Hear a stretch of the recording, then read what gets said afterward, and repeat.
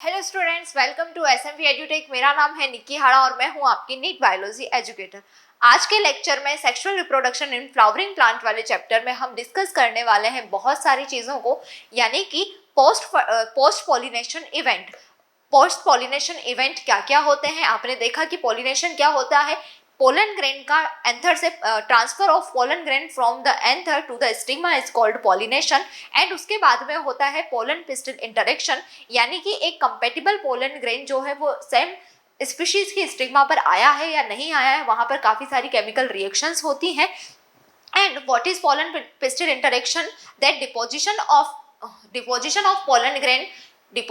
of pollen grain to the stigma until the pollen tube is not enter in the ovule is called pollen pistil interaction. कि pollen grain जो है germinate हुआ है stigma पर, pollen tube का formation हुआ है, और वो पोलन ट्यूब जब तक कि ओव्यूल तक नहीं पहुंचाती, ओव्यूल में एंटर नहीं कर जाती है, तब तक के सारे इवेंट्स को हम क्या बोलते हैं? Pollen pistil interaction. All the events after deposition of the pollen grain to the stigma until the enter in ovule is called pollen pistil interaction। pollen pistil interaction हमने देख लिया था लास्ट लेक्चर में। अब देखिए, pollen pistil interaction हो चुका है, पोलन ट्यूब का जर्मिनेशन हो चुका है। आपको पता है कि पोलन ट्यूब का जब जर्मिनेशन होता है और पोलन ट्यूब आगे की तरफ ग्रोथ करती है, तो वो क्या होता है कि वहां पर आगे की तरफ क्या प्रेजेंट होता है? ट्यूब न्यूक्लियस प्रेजेंट होता है पोलन ट्यूब में, और उसके बाद में पीछे की तरफ दो मेल गैमेट जो हमारे थे वो प्रेजेंट होते हैं। ठीक है, और पोलन ट्यूब को कौन अट्रैक्ट करता है? कि ओव्यूल में जो प्लेसेंटा होता है, प्लेसेंटा वाली जगह पर क्या प्रेजेंट होते हैं? ऑब्ट्यूरेटर्स प्रेजेंट होते हैं। वो केमिकल को सीक्रेट करते हैं। केमिकल को सीक्रेट करने के बाद में वो पोलन ट्यूब को क्या कर रहे हैं? अट्रैक्ट कर रहे हैं, उनको रास्ता बता रहे हैं, उनको गाइड कर रहे हैं। तो वहां पर हमने देखा था, पहले भी हम देख चुके हैं कि पोलन ट्यूब जो है वो कैसा कर्वेचर मूवमेंट शो करती है, यानी कि कीमोट्रोपिक मूवमेंट यहाँ पर शो करती है। ठीक है, हम ये भी डिस्कस कर चुके हैं कि मोस्ट ऑफ द एंजियोस्पर्म्स में जो पोलन ट्यूब एंटर करेगी वो माइक्रोपाइल एंड से करेगी। तो पूछा जाए कि ओव्यूल के अंदर पोलन ट्यूब कहाँ से एंटर कर रही है, तो हमें क्या बोलना है? कि माइक्रोपाइलर एंड से एंटर कर रही है। तो मैंने ये नहीं बोला कि ऑलवेज एंजियोस्पर्म्स में ऐसा होगा कि जो पोलन ट्यूब होगी वो ओव्यूल के माइक्रोपाइलर एंड से एंटर करेगी। मोस्टली एंजियोस्पर्म्स में ऐसा होता है, यानी कि अधिकतर एंजियोस्पर्म्स में क्या होता है? पोलन ट्यूब कहाँ से एंटर करेगी? माइक्रोपाइलर एंड से एंटर करेगी, और इस कंडीशन को हम बोलते हैं पोलोगेमी कंडीशन। क्या बोलते हैं? पोलोगेमी। कभी कभी ऐसा होता है कि पोलन ट्यूब जो है माइक्रोपाइलर एंड की जगह से क्या होती है? चैलेजल एंड पर से क्या करती है? एंटर करती है ओव्यूल के अंदर। तो इस मूवमेंट को हम बोलते हैं चैलेजोगेमी। और कभी कभी ऐसा भी होता है कि पोलन ट्यूब जो आपके आउटर इंटेग्यूमेंट्स इनर इंटेग्यूमेंट्स से, उन इंटेग्यूमेंट्स के अंदर की तरफ से, उन इंटेग्यूमेंट्स से क्या करती है? पोलन ट्यूब ओव्यूल के अंदर एंट्री करती है, तो हम इसको बोलते हैं मीजोगेमी। हमें मीजोगेमी चैलेजोगेमी से कोई मतलब नहीं है, नहीं याद रखना है। अगर हमें कोई चीज याद रखनी है तो वो इतना याद रखनी है कि यहाँ पर क्या होती है? पोरोगेमी होती है, यानी कि माइक्रोपाइल से क्या करना? माइक्रोपाइलर एंड से ओव्यूल के अंदर पोलन ट्यूब का जो एंट्री होती है उसको हम क्या बोलते हैं? पोलोगेमी या पोलोगेमी बोलते हैं। ठीक है, ये चीज हमें याद रखनी है।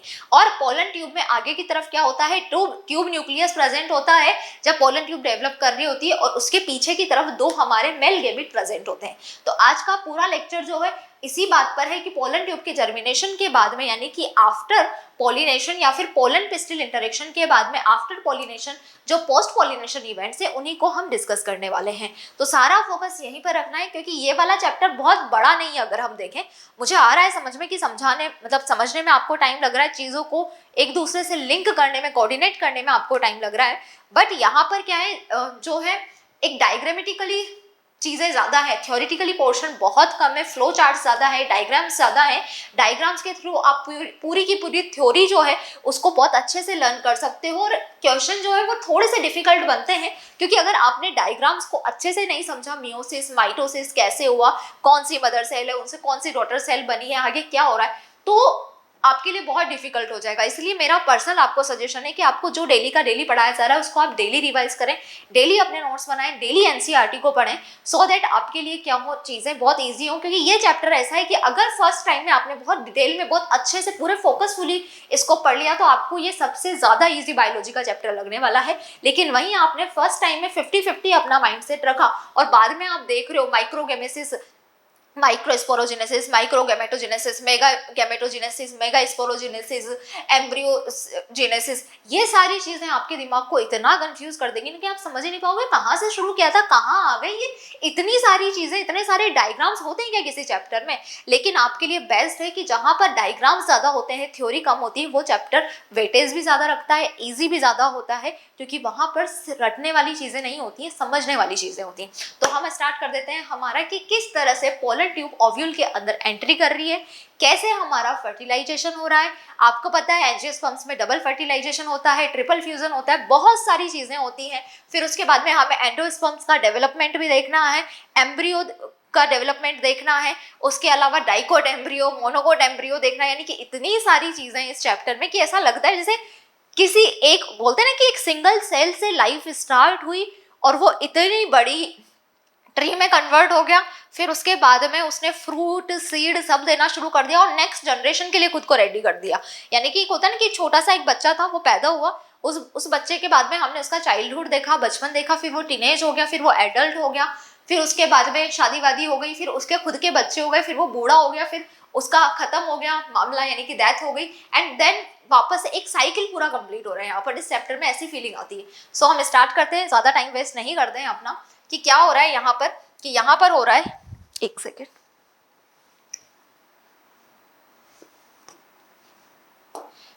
कि सबसे पहले हुआ है पोलन ग्रेन आया है किसके ऊपर, स्टिग्मा पर, पोलन पिस्टिल इंटरेक्शन हो गया, कंफर्म हो गया कि भैया हमारी ही स्पीशीज का क्या है, ये पोलन ग्रेन है। तो इसको बोल दिया गया कि भैया आप चल जाओ, एंट्री कर लो अपनी, आपको एंटर करने की परमिशन दी जा रही है। यहाँ पे केमिकल इंटरेक्शन हो गई, बहुत सारी केमिकल रिएक्शन हो गई, और ये पोलन ट्यूब एंटर करती करती करती करती डेवलप होती होती स्टिग्मा के बाद में स्टाइल, और स्टाइल के बाद में कहाँ पर आ गई है, ये ओव्यूल के अंदर एंट्री कर गई है।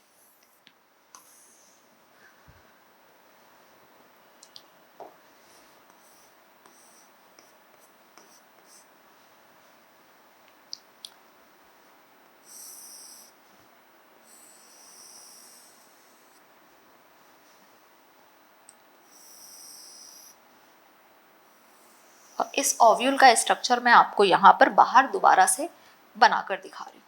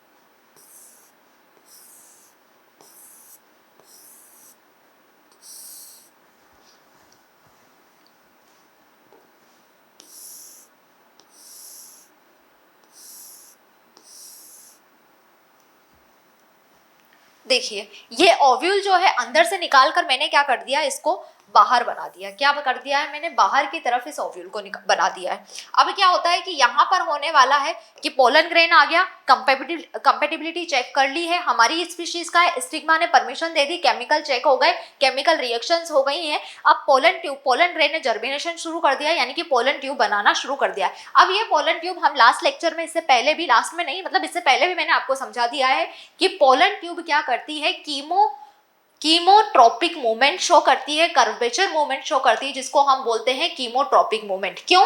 क्योंकि यहाँ पर क्या प्रेजेंट होते हैं, हमारे ऑब्ट्यूरेटर्स प्रेजेंट होते हैं। और ये जो ऑब्ट्यूरेटर्स प्रेजेंट होते हैं प्लेसेंटा पर, ये क्या करते हैं, रेगुलर केमिकल को सीक्रेट करते रहते हैं। केमिकल को सीक्रेट करके ये क्या करते हैं, पोलन ट्यूब को अट्रैक्ट करने का काम करते हैं और गाइड करने का काम करते हैं कि आपको किस रास्ते से, किस पाथ से होते हुए आना है।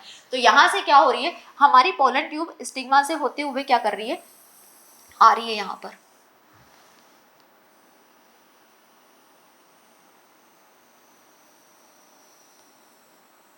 और कहां से एंटर करेगी ये, कि मोस्टली एंजियोस्पर्म्स में जो एंटर करती है पोलन ट्यूब, तो ओव्यूल के किस पार्ट से एंटर करती है, माइक्रोपाइलर एंड से एंटर करती है। इसीलिए हम इसको बोलते हैं क्या, पोरोगेमी। क्या बोलते हैं, पोरोगेमी।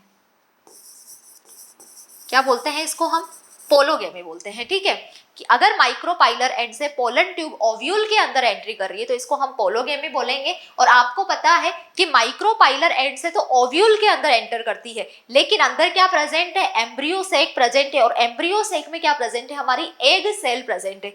तो एम्ब्रियो सेक के अंदर कहां से प्रेजेंट करेगी, कि यहाँ पर होती है सिनर्जिड सेल। और सिनर्जिड सेल्स में क्या प्रेजेंट होते हैं, सिनर्जिड सेल्स में प्रेजेंट होते हैं फिलीफॉर्म अपैरेटस। क्या प्रेजेंट होते हैं सिनर्जिड सेल्स में, फिलीफॉर्म अपैरेटस प्रेजेंट होते हैं। और ये जो फिलीफॉर्म अपैरेटस होते हैं, ये फिलीफॉर्म अपैरेटस क्या करते हैं, filiform apparatus finger like projections होते हैं, जो क्या करते हैं, संकुचन करते हैं, केमिकल और एंजाइम्स को सीक्रेट करते हैं, एंजाइमेटिक रिएक्शंस करते हैं। एंजाइम सीक्रेट करते करते यहाँ पर क्या है, मैंने बोला है कि जो हमारा माइक्रोपाइलर एंड होगा वहां पर क्या होता है, दो तो होती है सिनर्जिड सेल, एक होती है हमारी एग सेल। क्योंकि हम इन्वर्टेड ओव्यूल की बात कर रहे हैं, क्या बात कर रहे हैं, इन्वर्टेड ओव्यूल की बात करें, इसलिए माइक्रोपाइलर एंड नीचे की तरफ दिखाई दिया है। अगर स्ट्रेट ओव्यूल होता, ऑर्थोट्रोपस ओव्यूल होता, तो ये माइक्रोपाइलर एंड ऊपर की तरफ होता। लेकिन यहाँ पर हमेशा एग सेल यानी कि एग एपेरेटस जो होता है, एग एपेरेटस जो होता है वो कहाँ पे प्रेजेंट होता है, जिसमें एग सेल और सिनर्जिड सेल प्रेजेंट होती है, माइक्रोपाइलर एंड पे प्रेजेंट होता है। तो इस माइक्रोपाइलर एंड पर क्या प्रेजेंट है, कि एक एग सेल प्रेजेंट है, दो सिनर्जिड सेल प्रेजेंट है। दोनों की दोनों सिनर्जिड सेल्स क्या करेंगे, एंजाइम को सीक्रेट करेंगी। लेकिन दोनों के कंपेयर में एक सिनर्जिड सेल ऐसी होगी जो जरूरत से ज्यादा एंजाइम को सीक्रेट करेगी, एंजाइम को सीक्रेट करेगी और क्या हो जाएगी, डीजनरेटिव हो जाएगी। तो कहां से एंटर करती है, जो डीजनरेटेड सिनर्जिड सेल होती है वहां से पोलन ट्यूब एम्ब्रियो सेक के अंदर एंटर करती है। क्वेश्चन आए कि ओव्यूल के अंदर पोलन ट्यूब कहां से एंटर करती है, तो माइक्रोपाइलर एंड से एंटर करती है। आपको जवाब यही देना है। बहुत सारे एंजियोस्पर्म्स में माइक्रोपाइलर एंड से एंटर करती है, इसलिए इसको पोलोगेमी बोला है। लेकिन बहुत से एंजियोस्पर्म्स ऐसे हैं जहां पर क्या होता है, चेलेजल वाले पार्ट से या फिर इंटेग्यूमेंट्स वाले पार्ट से भी हमारी पोलन ट्यूब क्या करती है, एंटर करती है। उसको हमें याद नहीं रखना है, हमेशा हमें यही याद रखना है कि पोलन ट्यूब ओव्यूल के अंदर माइक्रोपाइलर एंड से एंटर करती है। माइक्रोपाइलर एंड में जब एंटर हो गई पोलन ट्यूब, तब क्या हुई कि अंदर की तरफ एम्ब्रियो सेक प्रेजेंट है, एम्ब्रियो सेक में egg cell, synergid cell present है। अब जो सिनर्जिड सेल जरूरत से ज्यादा एंजाइम सीक्रेट कर रही थी, डीजनरेटेड हो जाएगी। तो एम्ब्रियो सेक के अंदर पोलन ट्यूब कहां से एंटर करेगी, डीजनरेटेड सिनर्जिड सेल से एंटर करेगी। सिनर्जिड सेल के काम क्या है, एक तो पोलन ट्यूब को अट्रैक्ट करना, डीजनरेटेड हो जाना, एंजाइम्स को सीक्रेट करते रहना। जो बचेगी पोलन सिनर्जिड सेल, उसका आगे का काम होगा वो भी मैं आपको बताऊंगी। इसके अलावा यहाँ पर बाहर की तरफ, एम्ब्रियो सेक के बाहर की तरफ सेल्स ऑफ न्यूसेलस प्रेजेंट होती है, लाखों करोड़ों सेल्स होती है। तो उनसे क्या करती है सिनर्जिड सेल्स के, इनके फिलीफॉर्म अपैरेटस के थ्रू वहां से ये न्यूट्रिशन लेने का काम करती है और एम्ब्रियो सेक को प्रोवाइड करती है।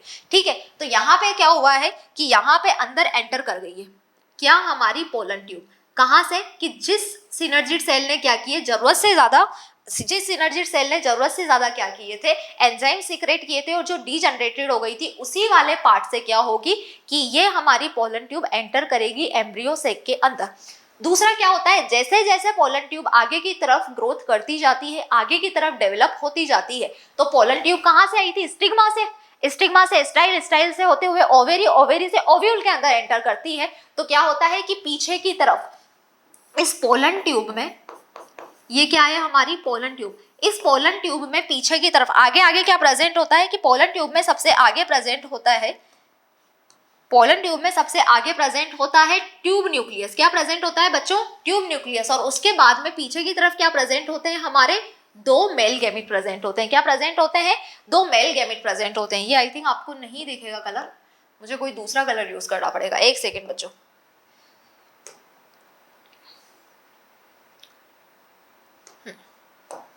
क्या होता है यहाँ पे कि पोलन ट्यूब में, अब देखिए पोलन ट्यूब में आगे की तरफ तो होता है ट्यूब न्यूक्लियस प्रेजेंट और पीछे की तरफ दो मेल गैमेट प्रेजेंट होते हैं। लेकिन ये प्रोसेस तब तक चलता है जब तक कि पोलन ट्यूब ओव्यूल के अंदर एंटर नहीं करेगी। यानी कि पोलन ट्यूब का क्या हुआ? पोलन ट्यूब का फॉर्मेशन हुआ, पोलन ग्रेन का जर्मिनेशन हुआ, यहाँ से पोलन ट्यूब आगे की तरफ बढ़ती जा रही है। और जब पोलन ट्यूब हमारी कहाँ पर पहुंच जाती है? ओव्यूल वाले पार्ट पर पहुंच जाती है और ओव्यूल के अंदर माइक्रोपाइलर एंड से एंटर कर रही है। तब क्या होता है कि पहले जब तक माइक्रोपाइलर एंड से ओव्यूल के अंदर पोलन ट्यूब ने एंट्री नहीं की है तब तक क्या होता है? ट्यूब न्यूक्लियस क्या होता है? आगे की तरफ प्रेजेंट होता है और दोनों के दोनों मेल गैमेट पीछे की तरफ प्रेजेंट होते हैं ट्यूब न्यूक्लियस के। लेकिन जैसे ही माइक्रोपाइलर एंड से पोलन ट्यूब ने किसके अंदर एंट्री की कि पोलन ट्यूब ने एंट्री की माइक्रोपाइलर एंड से हमारे किसके अंदर? ओव्यूल के अंदर। तो क्या होता है? बिल्कुल जो सिचुएशन होती है, जो प्रोसेस होता है वो क्या होता है? रिफ्लेक्ट हो जाता है, उल्टा हो जाता है। तब क्या होता है? दोनों के दोनों मेल गैमेट आगे की तरफ पहुंच जाते हैं और ट्यूब न्यूक्लियस इनके पीछे की तरफ प्रेजेंट होता है। क्या बोला मैंने? कि जब तक पोलन ट्यूब ओव्यूल के अंदर एंटर नहीं करेगी माइक्रोपाइलर एंड से या किसी भी एंड से, यानी कि ओव्यूल के अंदर पोलन ट्यूब का एंटर नहीं होगा, तब तक ट्यूब न्यूक्लियस क्या होगी? आगे ट्यूब न्यूक्लियस आगे प्रेजेंट होगा, दोनों के दोनों मेल गैमेट पोलन ट्यूब में पीछे की तरफ प्रेजेंट होंगे। लेकिन जैसे ही क्या होगी? ओव्यूल के अंदर पोलन ट्यूब एंटर हुई तो वैसे ही क्या होगा कि प्रोसेस उल्टा हो जाएगा। दोनों के दोनों मेल गैमेट पीछे से आगे की तरफ आ जाएंगे और ट्यूब न्यूक्लियस आगे से उठकर पीछे की तरफ चला जाएगा। ये याद रखना है। अब क्या हुआ कि यहाँ पर सिनर्जिड सेल के थ्रू एंटर करवा दिया हमने पोलन ट्यूब को किसके अंदर? एम्ब्रियो सेक के अंदर। तो यहाँ पर क्या होते हैं कि यहाँ पर दो तो प्रेजेंट होते हैं हमारे क्या? Male gamete. क्या प्रेजेंट होते हैं? दो मेल गैमेट प्रेजेंट होते हैं और एक हमारा क्या प्रेजेंट होता है? यहाँ पर ट्यूब न्यूक्लियस प्रेजेंट होता है।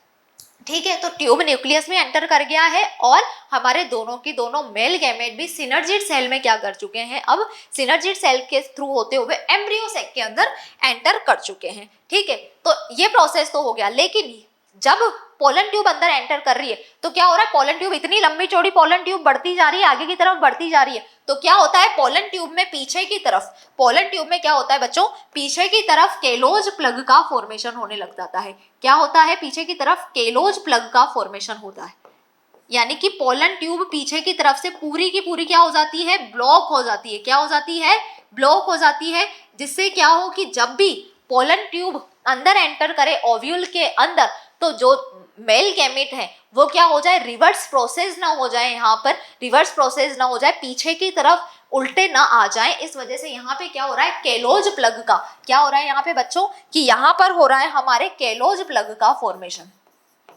केलोज प्लग का फॉर्मेशन करके पूरी की पूरी पीछे वाली पोलन ट्यूब को का रास्ता क्या होता है? ब्लॉक होता चला जाता है, ताकि रिवर्स प्रोसेस ना हो। मेल गैमेट ट्यूब न्यूक्लियस जो अंदर एंटर करने वाला है वो लुढ़क कर पीछे की तरफ ना आ जाए, यानी कि पीछे की तरफ ना गुड़क जाए। इस वजह से क्या होता है? पीछे की तरफ केलोज प्लग का फॉर्मेशन हो जाता है और क्या कर जाती है? हमारी पोलन ट्यूब अंदर की तरफ एंटर कर जाती है, जिसमें आगे की तरफ दो मेल गैमेट प्रेजेंट है और पीछे की तरफ हमारा एक ट्यूब न्यूक्लियस प्रेजेंट है। ठीक है, अब हम एंटर करके बताते हैं। अब मैं एंटर करवाती हूँ बच्चों यहाँ पे।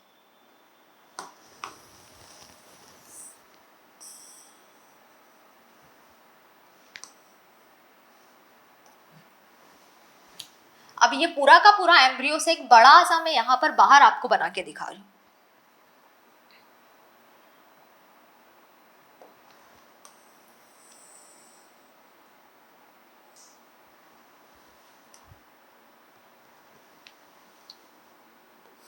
इसमें ऊपर की तरफ क्या प्रेजेंट है? हमारी 3 एंटीपोडल सेल्स प्रेजेंट है।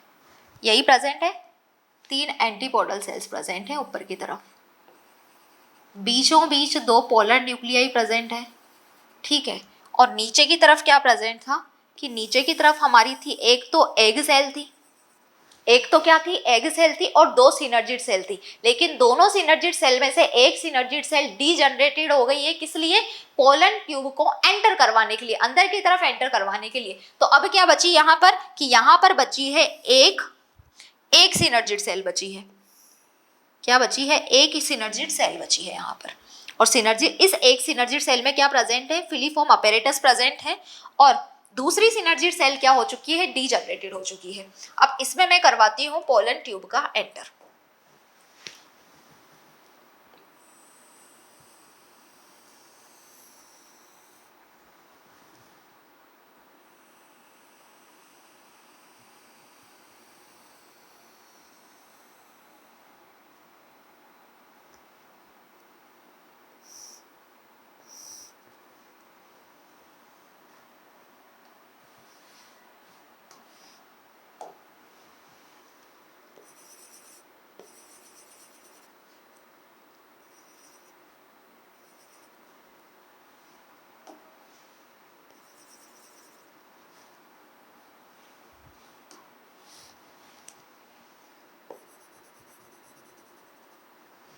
देखिए ये यहाँ पर क्या बनाया मैंने, अंदर से निकाल कर एम्ब्रियो से यहाँ पे पूरा बनाया।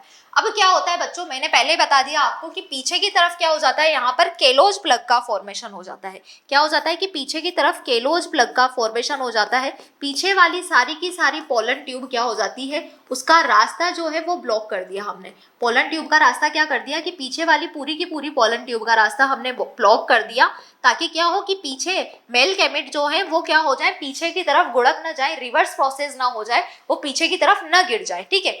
अब क्या हुआ कि सिनर्जिड सेल जो डीजनरेटेड हुई थी उससे एंटर कर गई है हमारी पोलन ट्यूब किसके अंदर, सिनर्जिड सेल से एंटर कर गई है डीजनरेटेड वाली से एम्ब्रियो सैक के अंदर। अब एम्ब्रियो सैक के अंदर जो पोलन ट्यूब जाती है, तो पोलन ट्यूब क्या करती है, जो डीजनरेटेड हो चुकी है सिनर्जिड सेल, डीजनरेटेड हो चुकी है सिनर्जिड सेल, उसके फिलीफॉर्म वगैरह वहां पर प्रेजेंट होते हैं। तो वो जो डीजनरेटेड हुई है सिनर्जिड सेल, वहां पर उसका कुछ मटेरियल प्रेजेंट होता है, उससे क्या करती है अंदर की तरफ जाकर, अभी भी और क्या काम है, दूसरी सिनर्जिड सेल यहाँ पर प्रेजेंट है, वो क्या करेगी, न्यूसेलस की सेल से क्या करेगी, न्यूट्रिशन को एब्जॉर्ब करने का काम करेगी।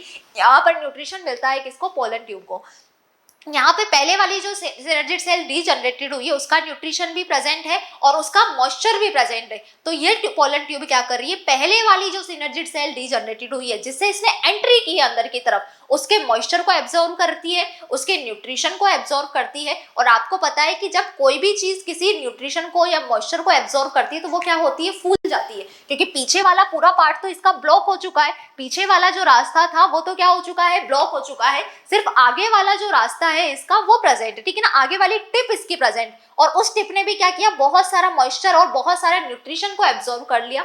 तो उसमें क्या हो गया, स्वेलन हो गया, वो क्या हो गई, फूल गई। अब फूलने के बाद में एक लिमिटेड होती है ना, किसी का भी डायमीटर एक लिमिट टाइम तक ही स्वेलन हो सकता है। तो स्वेलन होती जाएगी होती जाएगी होती जाएगी और फिर क्या हो जाएगी, बस्ट हो जाएगी, फट जाएगी। वहां पर जैसे ही फटेगी आपकी पोलन ट्यूब, वो क्या रिलीज कर देगी कि आगे की तरफ एंटर करने से पहले ही बता दिया था कि आगे की तरफ क्या प्रेजेंट है, हमारे दो मेल गैमेट प्रेजेंट है। तो आगे की तरफ जो दो मेल गैमेट प्रेजेंट थे वो निकलेंगे और साथ में पीछे की तरफ जो ट्यूब न्यूक्लियस प्रेजेंट था वो भी यहाँ पे निकलेगा। तो आप देख सकते हैं मैंने यहाँ पर एक ट्यूब न्यूक्लियस बनाया है, दो मेल गैमेट बनाए और एक जो सिनर्जिड सेल डीजनरेटेड हुई है उसका न्यूक्लियस भी मैंने यहाँ पर शो किया है। अब हमें सीव ट्यूब के न्यूक्लियस से या फिर ट्यूब न्यूक्लियस के न्यूक्लियस से कोई लेना देना नहीं है। हमें किससे मतलब है, सिर्फ और सिर्फ दो मेल गैमेट से मतलब है। यानी कि यहाँ पर क्या होगा बच्चों कि ये जो दो मेल गैमेट्स हैं, एक सेकेंड,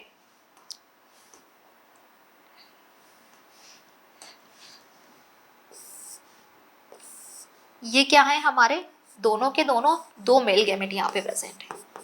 हमें सिर्फ इनसे मतलब है, दो मेल गैमेट्स यहाँ पे प्रेजेंट है।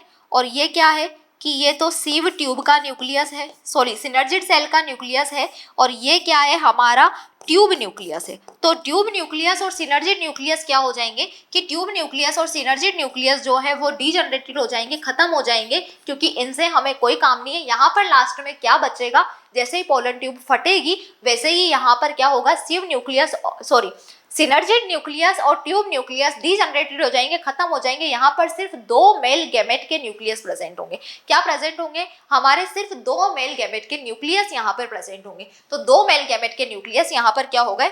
रिलीज हो गए। और यहाँ पर बीच में सेंटर में क्या प्रेजेंट है? इस सेंटर में हमारी प्रेजेंट है 2 पोलर न्यूक्लियाई। क्या प्रेजेंट है? हमारे 2 पोलर न्यूक्लियाई। किस सेल में प्रेजेंट है? कि यहाँ पर पोलर न्यूक्लियाई प्रेजेंट है, सेंट्रल सेल में प्रेजेंट। तो अभी क्या हुआ? पोलन ट्यूब जैसे ही फटी अंदर की तरफ जाके, क्या बचाया एम्ब्रियो सेक में?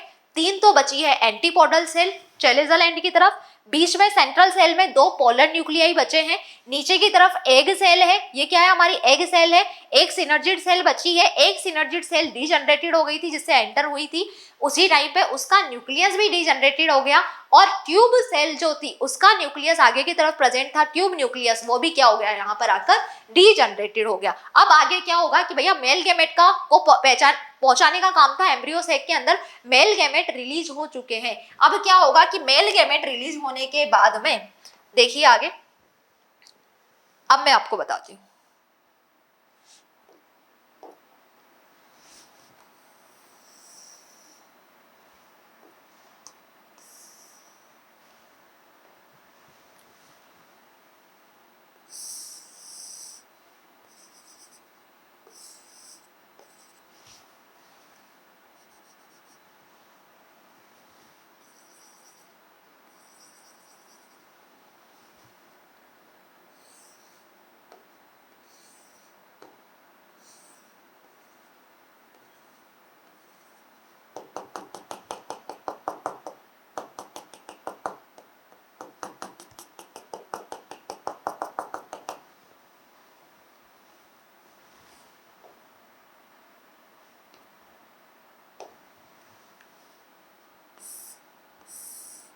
बीच में क्या है? 2 पोलर न्यूक्लियाई प्रेजेंट है। देखिए आपको पता है कि एक न्यूक्लियस होता है सिंगल न्यूक्लियस, तो उसको हम न्यूक्लियस बोलते हैं। एक से ज्यादा न्यूक्लियस होते हैं तो उसके लिए हम न्यूक्लियाई टर्म यूज करते हैं, न्यूक्लियाई।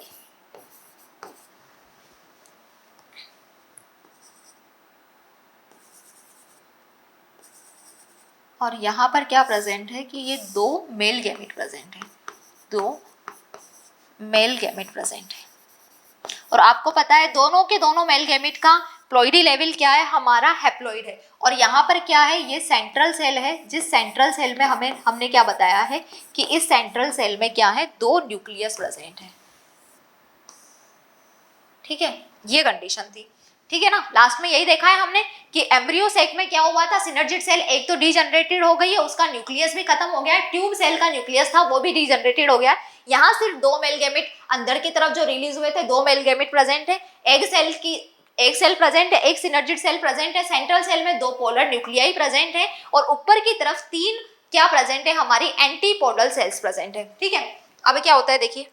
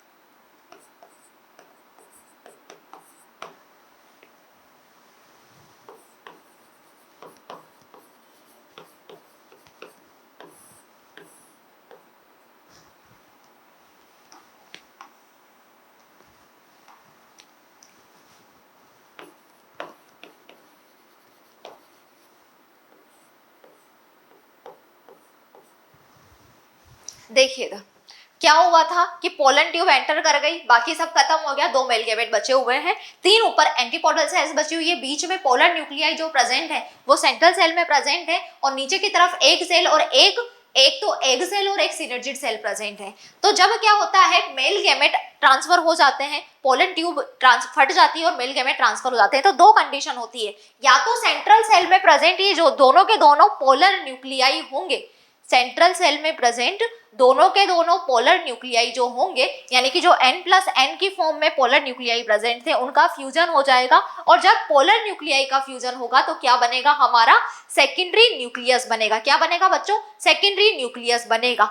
या फिर क्या होता है, और जब सेकेंडरी न्यूक्लियस बन जाएगा, क्या कंडीशन बताई मैंने कि दो कंडीशन है, कि या तो ये होगा कि पहले ये दोनों की दोनों पोलर न्यूक्लियाई इसी फॉर्म में प्रेजेंट रहेंगी और 2 मेल गैमेट यहाँ पर ट्रांसफर हुए हैं, ठीक है, अभी कुछ भी नहीं बदला है। या फिर ऐसा होगा कि जैसे ही मेल गैमेट यहाँ इस पे ट्रांसफर होंगे तो मेल गैमेट के इसके पास में जाने से पहले, सेकेंडरी न्यूक्लियस से फ्यूज होने से पहले क्या होंगे कि जो 2 पोलर न्यूक्लियाई प्रेजेंट थे वो दोनों के दोनों पोलर न्यूक्लियाई आपस में फ्यूज होंगे, सेकेंडरी न्यूक्लियस का फॉर्मेशन करेंगे, और ये सेकेंडरी न्यूक्लियस के पास में क्या होगा कि अब तो 2 मेल गैमेट प्रेजेंट है, तो उन 2 मेल गैमेट्स में से एक मेल गैमेट हमारा जाएगा एग सेल के पास में, और दूसरा मेल गैमेट कहां पे चला जाएगा कि ये धीरे धीरे करता हुआ कहां पे पहुंच जाएगा, हमारे सेकेंडरी न्यूक्लियस के पास में।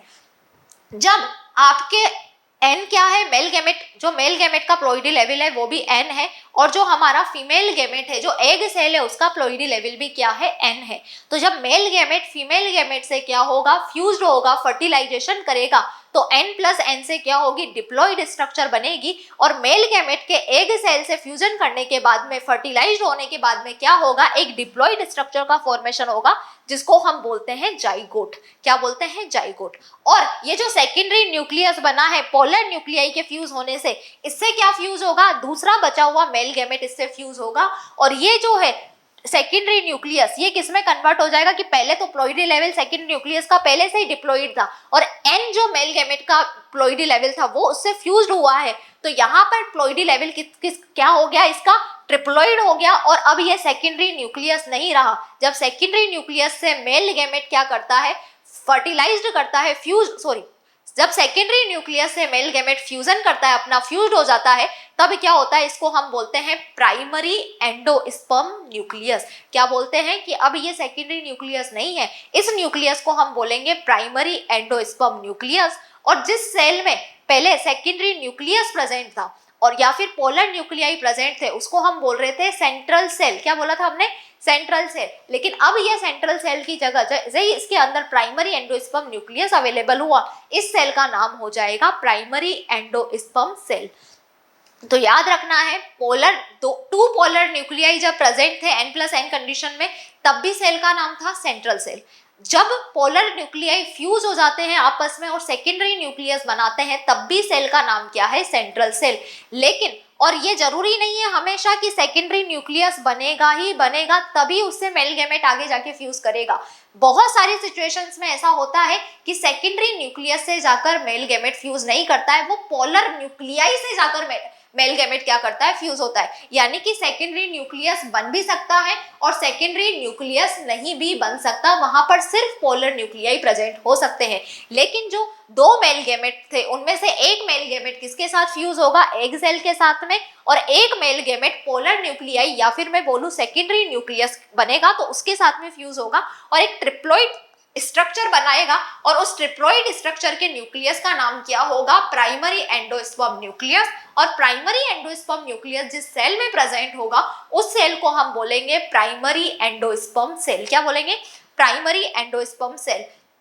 तो यहाँ पर 2 कंडीशन बताइए, या तो सेकेंडरी न्यूक्लियस बन जाएगा या फिर नहीं भी बनेगा, तब भी जो एक और मेल गैमेट बचा हुआ है वो किससे फ्यूज करेगा कि वो एक और मेल गैमेट जो है वो इसी पोलर न्यूक्लियाई से या सेकेंडरी न्यूक्लियस से फ्यूज करेगा और प्राइमरी एंडोस्पर्म न्यूक्लियस बनाएगा। तो 3 गैमेट, 2 न्यूक्लियस पहले से थे, एक मेल गैमेट का न्यूक्लियस ट्रिप्लॉइड स्ट्रक्चर, पहले से n+n में पोलर न्यूक्लियाई प्रेजेंट थे और उससे n मेल गैमेट फ्यूज हुआ, तब भी क्या हुई, ट्रिप्लॉइड स्ट्रक्चर बनी और उसको हमने बोला प्राइमरी एंडोस्पर्म न्यूक्लियस। और उस सेल को जिसमें प्राइमरी एंडोस्पर्म न्यूक्लियस प्रेजेंट है उसको हमने क्या नाम दिया बच्चों, प्राइमरी एंडोस्पर्म सेल। क्या नाम दिया, प्राइमरी एंडोस्पर्म सेल। और फिर यहाँ पर ये चीज हुई अभी तो, ठीक है, हमने जाइगोट बना दिया है। अब क्या होता है कि देखो अभी भी आप देख सकते हो after formation of zygote and primary endosperm nucleus, still अभी भी आपके एम्ब्रियो सेक में क्या क्या प्रेजेंट है कि यहाँ पर जाइगोट बनने के बाद में भी एक सिनर्जिड सेल अभी यहाँ पे प्रेजेंट है और 3 एंटीपोडल सेल प्रेजेंट है। तो आप सोचेंगे कि ये यहाँ पर सिनर्जिड सेल और एंटीपोडल सेल क्या कर रही है। सिनर्जिड सेल क्या कर रही है बच्चा कि जाइगोट जो है ना, जाइगोट जो न्यूट्रिशन लेगा वो इसी सिनर्जिड सेल से लेगा थोड़े टाइम के लिए, और ये ऊपर रखी हुई 3 एंटीपोडल सेल है, इनसे भी ये क्या करेगा, न्यूट्रिशन लेने का काम करेगा। लेकिन कुछ समय बाद क्या हो जाएगी, ये तीनों की तीनों एंटीपोडल सेल्स खत्म हो जाएगी जैसे ही जाइगोट एम्ब्रियो में डेवलप होगा, और ये प्राइमरी एंडोस्पर्म न्यूक्लियस जो है वो आगे जाके क्या बनाएगा, प्राइमरी एंडोस्पर्म न्यूक्लियस आगे जाके बनाएगा एंडोस्पर्म। तो तब तक के लिए ये क्या होगी, एंटीपोडल सेल्स और ये सिनर्जिड सेल्स यहाँ पर अवेलेबल रहेगी। जाइगोट बनने के बाद में भी सिनर्जिड सेल और एंटीपोडल सेल क्या है यहाँ पर प्रेजेंट है। तो नेक्स्ट डायग्राम में देखिए मैं आपको समझाती हूँ।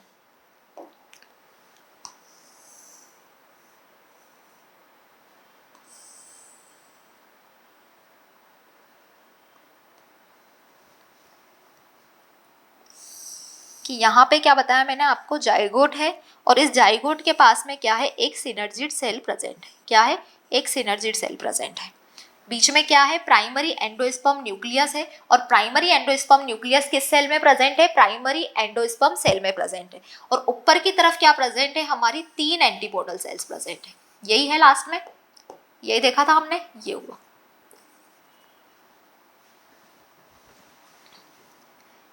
अब यहाँ पर बचा प्राइमरी एंडोस्पर्म और ये हो गया हमारा क्या, जाइगोट।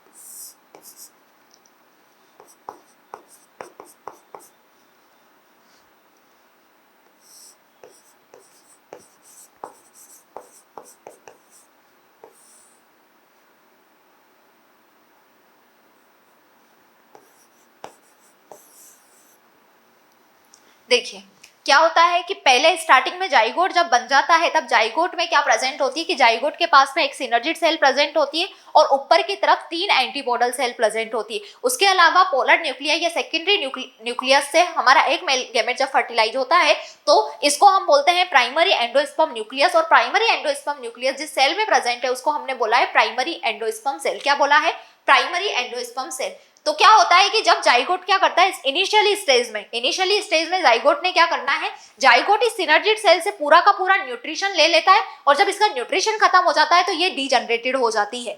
और ये जो तीनों की तीनों ऊपर की तरफ जो एंटीपोडल सेल्स प्रेजेंट है, इन तीनों एंटीपोडल सेल्स का भी न्यूट्रिशन क्या हो जाता है, ले लिया जाता है, खत्म हो जाता है, और ये तीनों की तीनों सिनर्जिड सेल भी क्या हो जाती है, डीजनरेटेड हो जाती है। तो लास्ट में क्या बचता है, एम्ब्रियो सेक के अंदर, ये स्ट्रक्चर अभी भी एम्ब्रियो सेक है, एम्ब्रियो सेक के अंदर लास्ट में क्या बचता है कि यहाँ पर सिर्फ जाइगोट की सेल प्रेजेंट होती है जो कैसी है, डिप्लॉइड, क्योंकि एक मेल गैमेट और एक फीमेल गैमेट के एक मेल गैमेट और एक फीमेल गैमेट जिनका दोनों का प्लॉइडी लेवल एन था, हैप्लॉइड था, उनके फर्टिलाइजेशन से ये जाइगोट बना, यानी कि यहाँ पे फर्टिलाइजेशन हुआ है।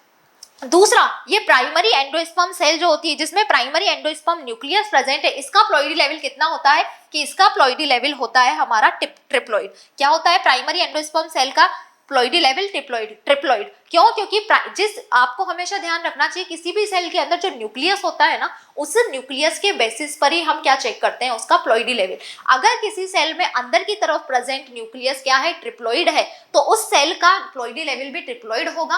अगर किसी सेल के अंदर प्रेजेंट न्यूक्लियस का प्लॉइडी लेवल डिप्लॉइड है तो उसका प्लॉइडी लेवल डिप्लॉइड होगा। अगर किसी सेल में प्रेजेंट न्यूक्लियस का प्लॉइडी लेवल हैप्लॉइड है तो वहां पर उस सेल का प्लॉइडी लेवल भी हैप्लॉइड होगा। ये चीज समझ में आई। अब क्या होता है कि भैया जाइगोट बन गया है, प्राइमरी एंडोस्पर्म न्यूक्लियस बन गया, लेकिन अब आगे क्या होने वाला है, आगे भी तो कुछ बताओ। तो आगे क्या होता है कि अब ये जो प्राइमरी एंडोस्पर्म न्यूक्लियस है, क्या है, सॉरी प्राइमरी एंडोस्पर्म सेल है, ये क्या करेगी कि ये आगे जाके एंडोस्पर्म का फॉर्मेशन करेगी।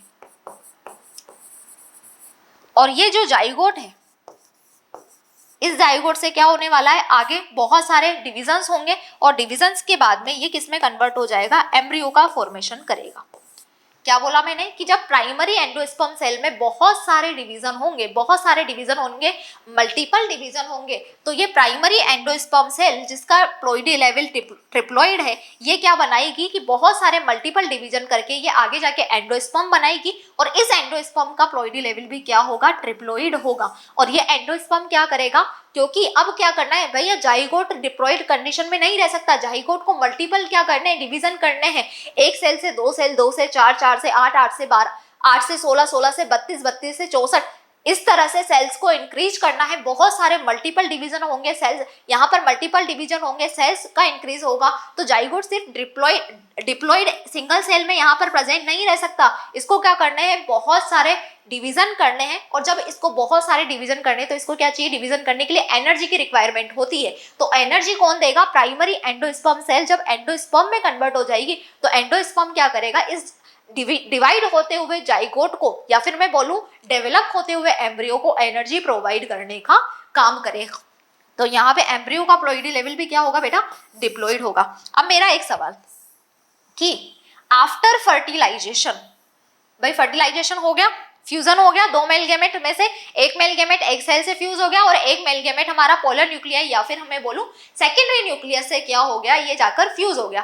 अब ये फ्यूजन हो गया, मेल गैमेट्स काम आ गए, सब कुछ हो गया, प्राइमरी एंडोस्पर्म सेल बन गई, जाइगोट बन गया। हम बोल रहे हैं प्राइमरी एंडोस्पर्म सेल में आगे जाके बहुत सारे डिवीजन होने से एंडोस्पर्म बनेगा और जाइगोट में बहुत सारे डिवीजन होने से एम्ब्रियो बनेगा। तो क्या है भाई आगे, मेरा क्वेश्चन ये है कि पहले जाइगोट जो है वो बहुत सारे डिवीजन करके एम्ब्रियो बनाएगा या फिर प्राइमरी एंडोस्पर्म सेल पहले बनेगी और एंडोस्पर्म का फॉर्मेशन करेगी, यानी कि पहले एम्ब्रियो का डेवलपमेंट होगा या फिर पहले एंडोस्पर्म का फॉर्मेशन होगा।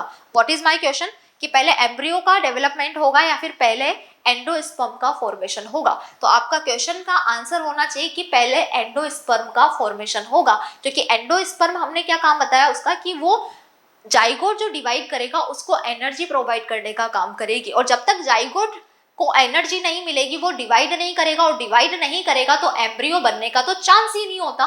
तो पहले क्या होगा कि प्राइमरी एंडोस्पर्म सेल से एंडोस्पर्म का फॉर्मेशन होगा, उसके बाद जाइगोट डिवीजन करके एम्ब्रियो का डेवलपमेंट करेगा, एम्ब्रियो बनाने का काम करेगा। आगे बात समझ में। अब देखिए यहाँ पर दो कंडीशन बताई है मैंने, डबल फर्टिलाइजेशन होता है आपके एंजियोस्पर्म्स में, और एंजियोस्पर्म्स के अंदर डबल फर्टिलाइजेशन होना, इस एंजियोस्पर्म जो किंगडम है उसकी सबसे मेजर क्या है, खासियत है, इसकी एक बहुत अच्छी प्रॉपर्टी है कि इसके अंदर डबल फर्टिलाइजेशन होता है।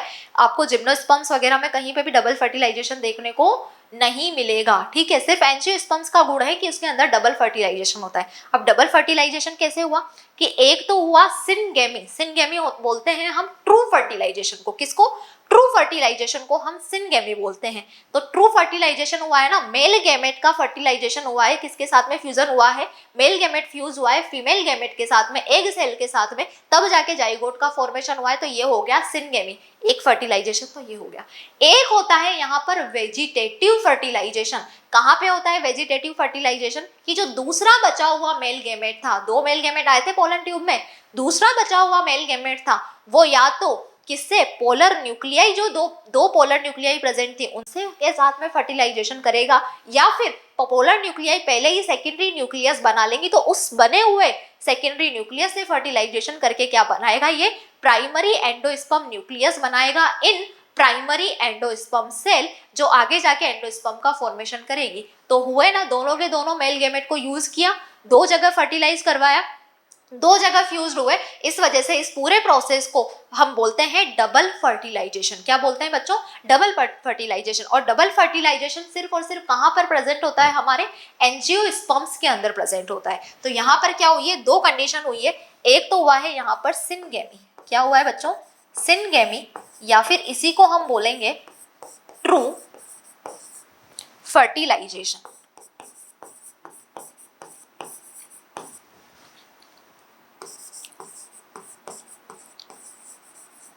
सिनगेमी में क्या हुआ है, सिनगेमी में थी हमारी एग सेल, एक दो इवेंट हुए यहाँ पर, एग सेल थी, एग सेल का प्लॉइडी लेवल क्या था बच्चों, एन, हैप्लॉइड थी हमारी एग सेल, इसके साथ किसको, यानी कि ये फीमेल गेमेट था हमारा, इस फीमेल गेमेट के साथ में क्या हुआ, मेल गेमेट क्या हुआ, फ्यूज हुआ, मेल गेमेट, मेल गेमेट का प्लॉइडी लेवल क्या था, एन, और इसको आप स्पर्म भी बोल सकते हो, मेल गेमेट या मेल स्पर्म, ठीक है। और इससे क्या हुआ आगे जाकर, n+n से जाइगोट का फॉर्मेशन हुआ, आफ्टर फर्टिलाइजेशन फ्यूज हो गए दोनों के दोनों, मेल और फीमेल गेमेट, और जाइगोट का फॉर्मेशन हुआ जिसका प्लॉइडी लेवल क्या था, डिप्लॉइड था, क्या था बच्चों, डिप्लॉइड था।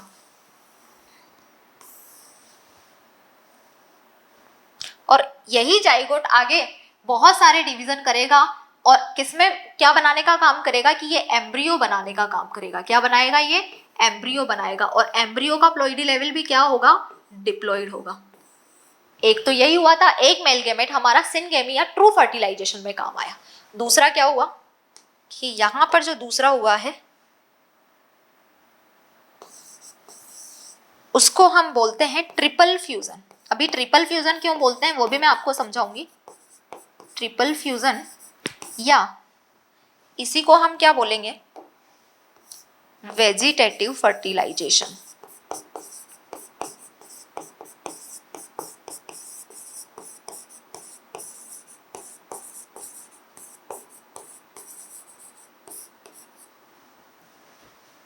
ट्रिपल फ्यूजन या वेजिटेटिव फर्टिलाइजेशन में क्या हुआ कि यहां पर मैम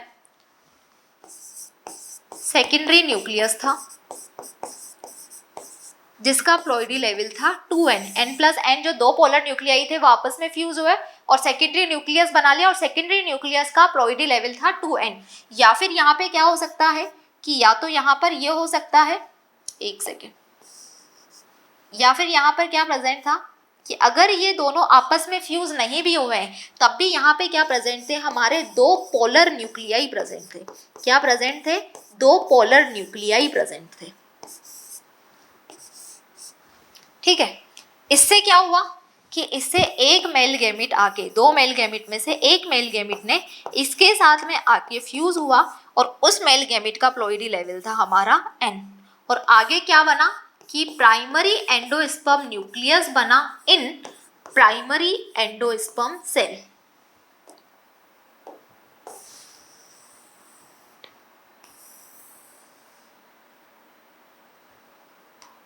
और ये प्राइमरी एंडोस्पर्म सेल आगे जाके क्या बनाएगी, हमारा एंडोस्पर्म बनाएगी। क्या बनाएगी बच्चों, एंडोस्पर्म बनाएगी।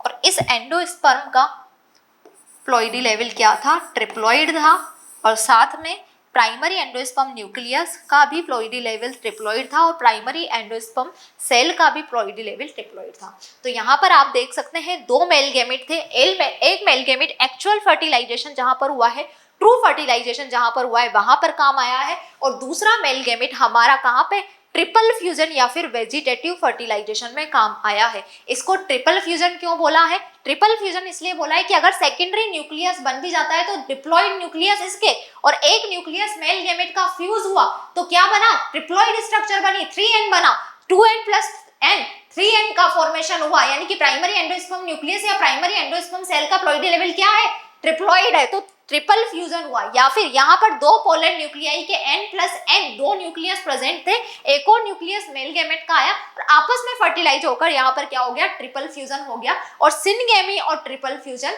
को ही एक्चुअल में हम क्या बोलते हैं, डबल फर्टिलाइजेशन। दो जगह पर मेल गेमेट को यूज किया है हमने, दो मेल गेमेट को हमने फर्टिलाइज करवाया है यहाँ पर, इसलिए इस पूरे प्रोसेस को हम क्या बोलते हैं, इस पूरे प्रोसेस को हम बोलते हैं डबल फर्टिलाइजेशन।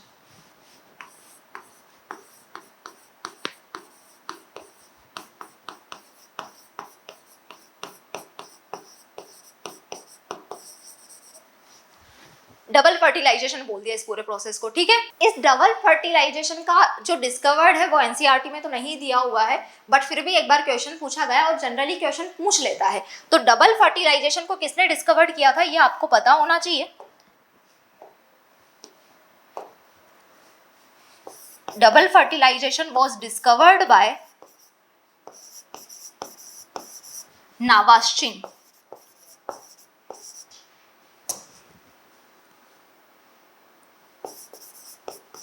किसके अंदर? नावास्चिन एक साइंटिस्ट थे जिन्होंने डबल फर्टिलाइजेशन को डिस्कवर्ड किया। किसके अंदर? लिलियम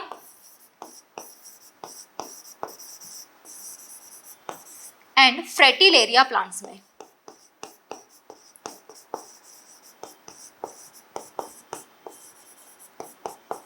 किसके अंदर? लिलियम एंड फ्रेटिलेरिया प्लांट्स में नावास्चिन ने डबल फर्टिलाइजेशन को क्या किया है? डिस्कवर्ड किया है। और अगर क्वेश्चन पूछा जाए कि लिलियम और फ्रेटिलेरिया जो है ये एंजियोस्पर्मिक प्लांट्स हैं या फिर जिम्नोस्पर्मिक प्लांट्स हैं, तो आपका जवाब क्या होगा? कंफ्यूज नहीं होना है।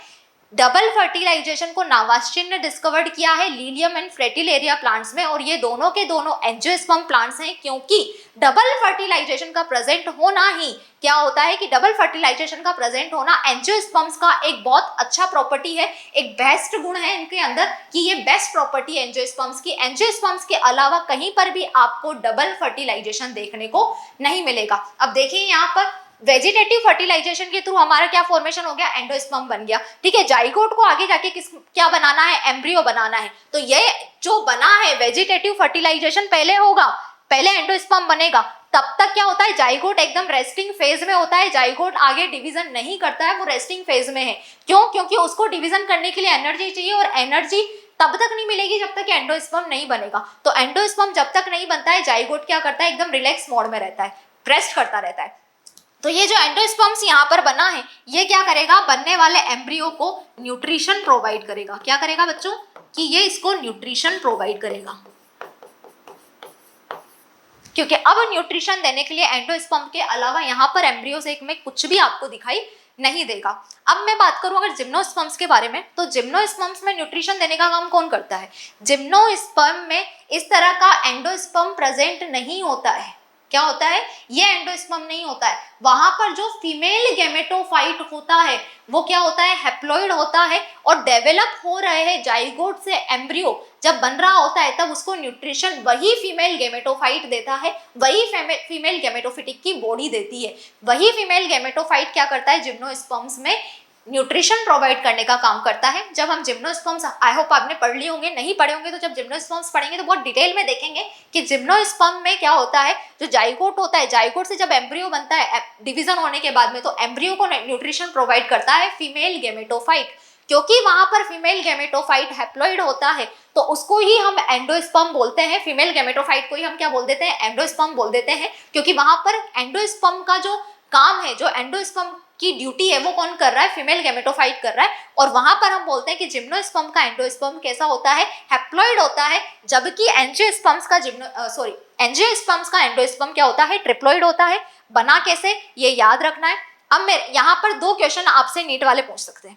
पहला क्वेश्चन कि कंप्लीट डबल फर्टिलाइजेशन में टोटल कितने न्यूक्लियस ने पार्टिसिपेट किया है? क्या बोला है मैंने?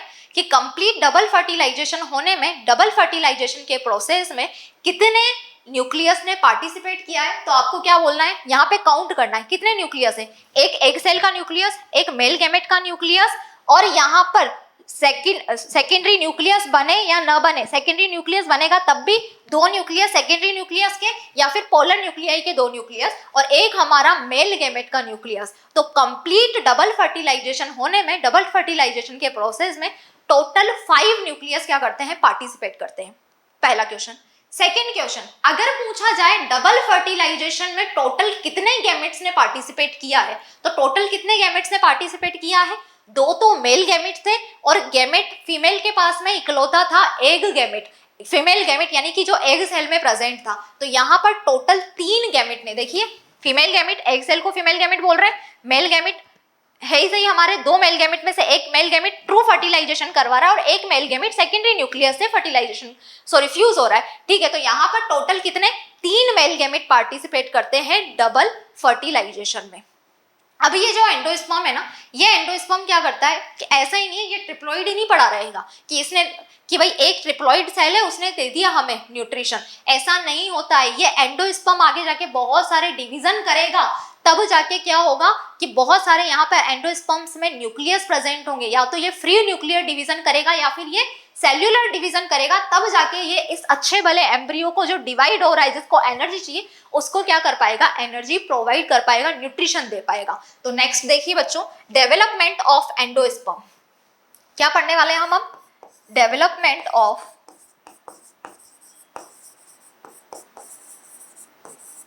एंडोस्पर्म।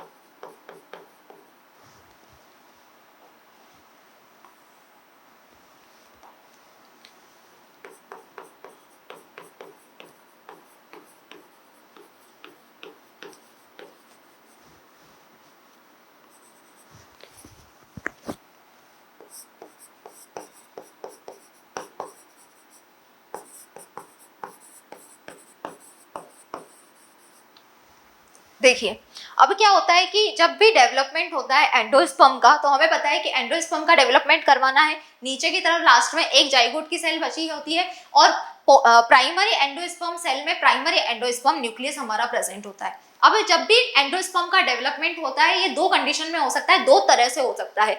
या तो इसमें क्या हो सकते हैं, बहुत पहले इसमें फ्री न्यूक्लियर डिवीजन हो सकते हैं, या फिर इसमें हो सकता है माइटोसिस। हम बात करते हैं कि पहले हो रहा है मान लो फ्री न्यूक्लियर डिवीजन, पहले या बाद में नहीं, मतलब इमेजिन करो कि फ्री न्यूक्लियर डिवीजन हो रहा है एंडोस्पर्म को डेवलपमेंट करने के लिए। फ्री न्यूक्लियर डिवीजन यानी कि यहाँ पर सेल्स का फॉर्मेशन नहीं हो रहा है, सिर्फ और सिर्फ न्यूक्लियस क्या कर रहे हैं, डिवाइड कर रहे हैं। तो जब भी फ्री न्यूक्लियर डिवीजन होगा एक न्यूक्लियस से क्या हो जाएंगे, दो न्यूक्लियस का फॉर्मेशन हो जाएगा।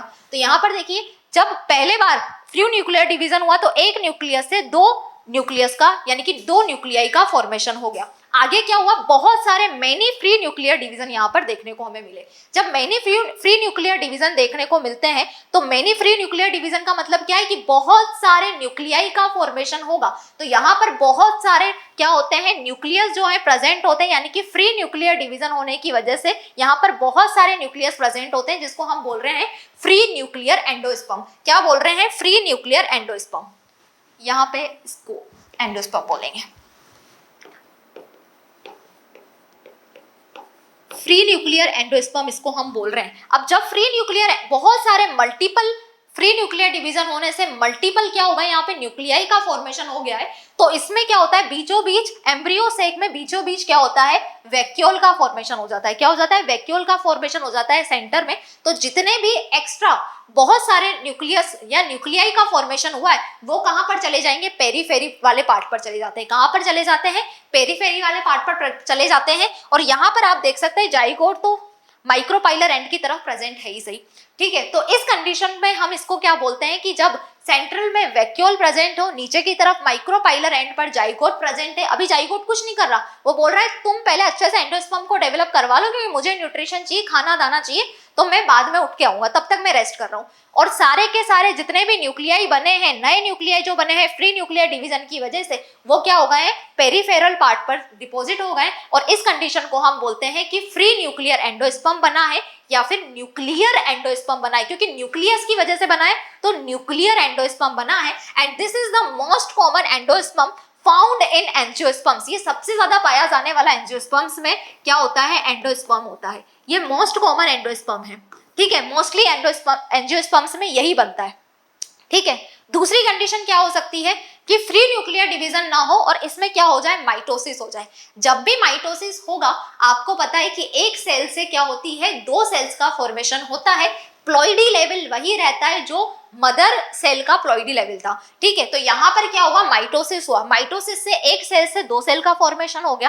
फिर इसी में क्या हुआ, बहुत सारे माइटोसिस, किसमें, पोलर एंडोस्पर्म सेल में माइटोसिस हुआ, सॉरी प्राइमरी एंडोस्पर्म सेल में माइटोसिस हुआ। तो दो क्या बन गई, सेल्स का फॉर्मेशन हो गया पहली बार। जब दूसरी कंडीशन हमने बोली कि मेनी माइटोसिस होते हैं, तो यहाँ पर क्या होगा, बहुत सारी सेल्स का फॉर्मेशन हो जाएगा।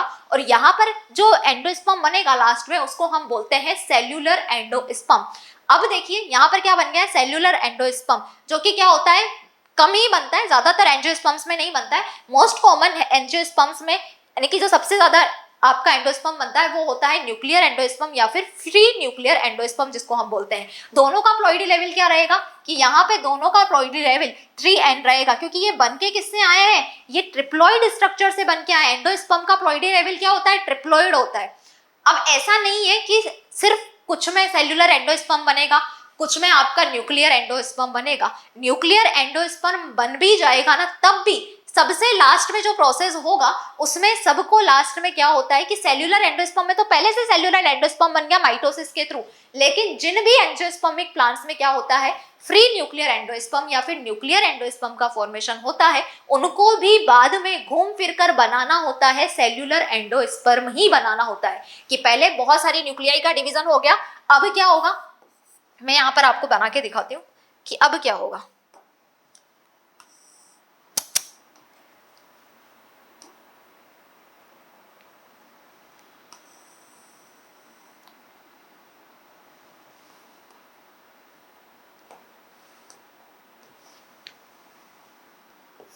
ये हमारा जाइगोट प्रेजेंट था, यहाँ पर ये जाइगोट बना दिया और ऊपर क्या था, हमारे बहुत सारे न्यूक्लियाई प्रेजेंट थे यहाँ पर।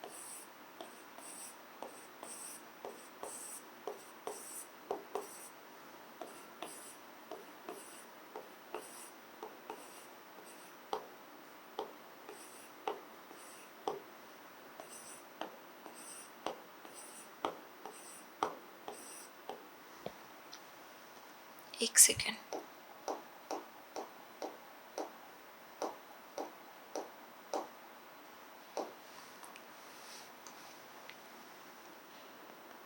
सेंट्रल में वैक्यूल प्रेजेंट थी, वैक्यूल बना दो, और यहाँ पर क्या हुआ कि बहुत सारे न्यूक्लियाई प्रेजेंट थे। ठीक है, अब क्या होता है कि जब एंडोस्पर्म कहाँ पर जाता है, मैच्योरिटी पर, तो मैं यहाँ पे क्या लिख सकती हूँ, एट मैच्योरिटी।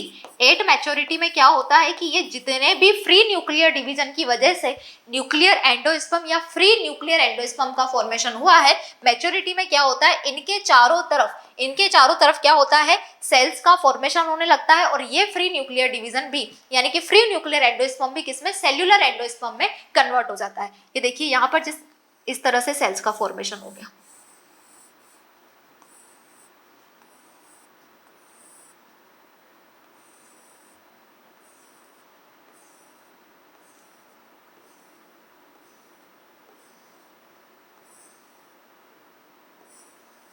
तो यहाँ पर भी क्या बन गया है ये, कि ये बन गया है मैच्योरिटी में सेल्यूलर एंडोस्पर्म।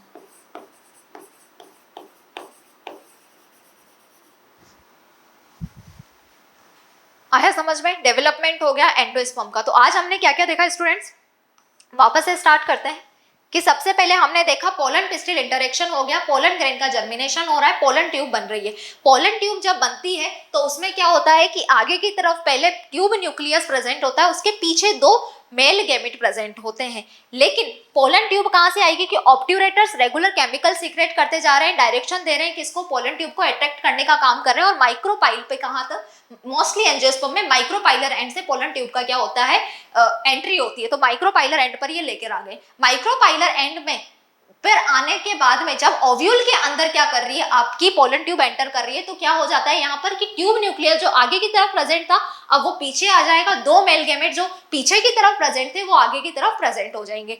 अब क्या होता है कि एंटर कहाँ से करेगी कि ओव्यूल के अंदर तो माइक्रोपाइलर एंड से एंटर कर चुकी है, लेकिन एम्ब्रियो सैक के अंदर कहाँ से एंटर करेगी, सिनर्जिड सेल से एंटर करेगी। माइक्रोपाइलर एंड पर एग एपेरेटस प्रेजेंट होता है, जो एक तो एग सेल और दो सिनर्जिड सेल से मिलकर बना है। दो सिनर्जिड सेल में से दोनों की दोनों क्या करेगी, एंजाइम्स को सीक्रेट करेगी। एंजाइम को सीक्रेट एक सेल जरूरत से ज्यादा करेगी और डीजनरेटेड हो जाएगी, खत्म हो जाएगी। उसी डीजनरेटेड सिनर्जिड सेल से पोलन ट्यूब एंटर करेगी किसके अंदर, एम्ब्रियो सैक के अंदर।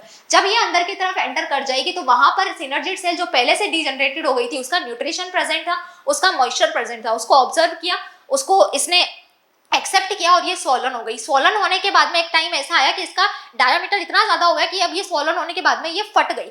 फटने के बाद में पीछे की तरफ आपके मेल गैमेट ट्रांसफर क्यों नहीं हुए, क्योंकि पीछे की तरफ जो पोलन ट्यूब कीमोट्रोपिक मूवमेंट के थ्रू आती जा रही है, बहुत लंबी सी कर्वेचर सा मूवमेंट शो कर रही है। वो लंबी सी पोलन ट्यूब में क्या होते हैं, पीछे की तरफ केलोज प्लग के रेगुलर फॉर्मेशन होते जाते हैं, ताकि क्या हो, मेल गैमेट पीछे गुड़क कर पीछे की तरफ ना पहुंच जाए। अब एंटर कर गई ये मेल गैमेट, क्या हो गए, अंदर ट्रांसफर हो गए। अब दो मेल गैमेट है, पहले की सिनर्जिड सेल जो क्या हुई है, डीजनरेटेड हुई है, उसका न्यूक्लियस यहाँ पे प्रेजेंट है, ट्यूब न्यूक्लियस का न्यूक्लियस यहाँ पे प्रेजेंट है। सिनर्जिड सेल और ट्यूब न्यूक्लियस जो थे वो दोनों के दोनों रीजनरेटेड हो जाएंगे, खत्म हो जाएंगे, सिर्फ दो मेल गैमेट क्या होंगे, यहाँ पर बचेंगे। दोनों मेल गैमेट जो है, दो कंडीशन है कि दोनों मेल गैमेट क्या होंगे कि एक मेल गैमेट तो एग सेल के साथ फर्टिलाइज होगा और एक मेल गैमेट पहुंच जाएगा पोलर न्यूक्लियाई के पास में, या तो पोलर न्यूक्लियाई के पास में पहुंच जाएगा, या फिर ये पोलर न्यूक्लियाई मेल गैमेट के आने से पहले, फर्टिलाइजेशन से पहले क्या करेंगे, आपस में फ्यूज होकर सेकेंडरी न्यूक्लियस का फॉर्मेशन कर लेंगे। अब एग सेल से एक मेल गैमेट फर्टिलाइज करके क्या बन रहा है, ट्रू फर्टिलाइजेशन करके जाइगोट बना लिया इसने, और दो मेल गैमेट्स में से एक और मेल गैमेट प्रेजेंट था, वो कहां पर पहुंच गया, सेकेंडरी न्यूक्लियस या फिर पोलर न्यूक्लियाई के पास में। और इसने किया है यहाँ पर ट्रिपल फ्यूजन, और इसने क्या किया है यहाँ पर ट्रिपल फ्यूजन किया है। बनने वाला nucleus primary endosperm nucleus and बनने वाली सेल है प्राइमरी एंडोस्पर्म सेल।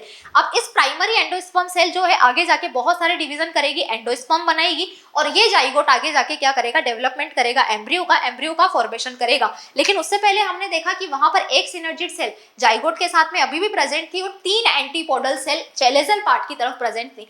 वो 3 एंटीपोडल सेल से न्यूट्रिशन ले लिया जाएगा, डीजनरेटेड हो जाएंगे। सिनर्जिड सेल से न्यूट्रिशन ले लिया जाएगा और जाइगोट को प्रोवाइड कर दिया जाएगा और ये भी क्या हो जाएगी, डीजनरेटेड हो जाएगी। लास्ट में क्या बचेगा, एम्ब्रियो सेक के अंदर एक जाइगोट की सेल जो कि डिप्लॉइड है, एक हमारी बचेगी प्राइमरी एंडोस्पर्म सेल जो ट्रिप्लॉइड है और उसके अंदर ट्रिप्लॉइड न्यूक्लियस प्रेजेंट है, प्राइमरी एंडोस्पर्म न्यूक्लियस।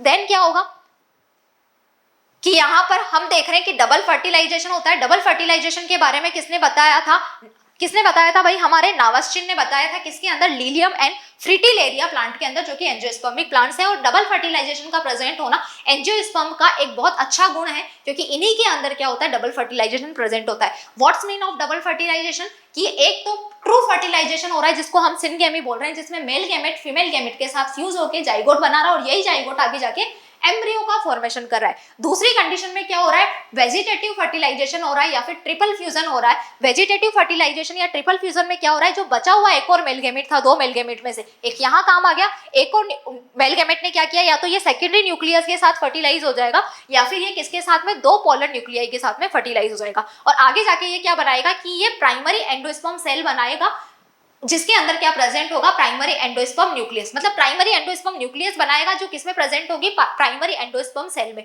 पहले जब तक पोलर न्यूक्लियाई और secondary polar nuclei, 2 polar nuclei या सेकेंड न्यूक्लियस प्रेजेंट थे, उस सेल को अभी तक हम सेंट्रल सेल बोलेंगे। जब तक कि उसमें प्राइमरी एंडोस्पर्म न्यूक्लियस नहीं बन जाता है तब तक उसको प्राइमरी एंडोस्पर्म सेल हम लोग नहीं बोलेंगे। और यही प्राइमरी एंडोस्पर्म सेल आगे जाके क्या करेगी, एंडोस्पर्म बनाने का काम करेगी।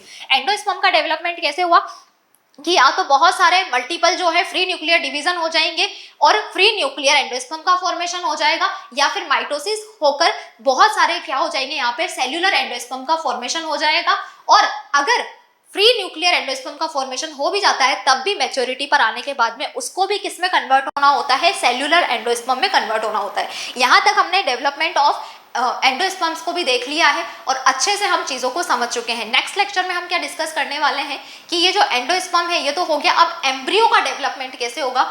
उसके अलावा एम्ब्रियो के डेवलपमेंट के बाद में डाइकोट का जो एम्ब्रियो है, मोनोकोट का एम्ब्रियो है, उसको 1 बाय 1 हम स्टडी करेंगे। आई होप स्टूडेंट्स आपको ये लेक्चर बहुत अच्छे से समझ में आया होगा। लेकिन इस लेक्चर को समझने से कुछ नहीं होगा कि आपने सिर्फ वीडियो देख लिया और काम हो गया। जब तक आप इन डायग्राम्स को अपने हाथों से रजिस्टर में नहीं बनाने वाले तब तक कुछ नहीं होने वाला है, क्योंकि ये चैप्टर जितना इजी सुनने में और समझने में लगता है उतना ही डिफिकल्ट है जब तक कि हम इसको डायग्रामेटिकल फॉर्म में अपने माइंड में सेट नहीं कर लेते। और क्वेश्चंस किस तरह से बनेंगे वो मैं हर एक लेक्चर में आपको बताती जा रही हूँ, जो आए हुए हैं PYQs में वो भी, और क्या न्यू बन सकता है वो भी। सो मिलते हैं हम हमारे नेक्स्ट लेक्चर में। Thank you so much.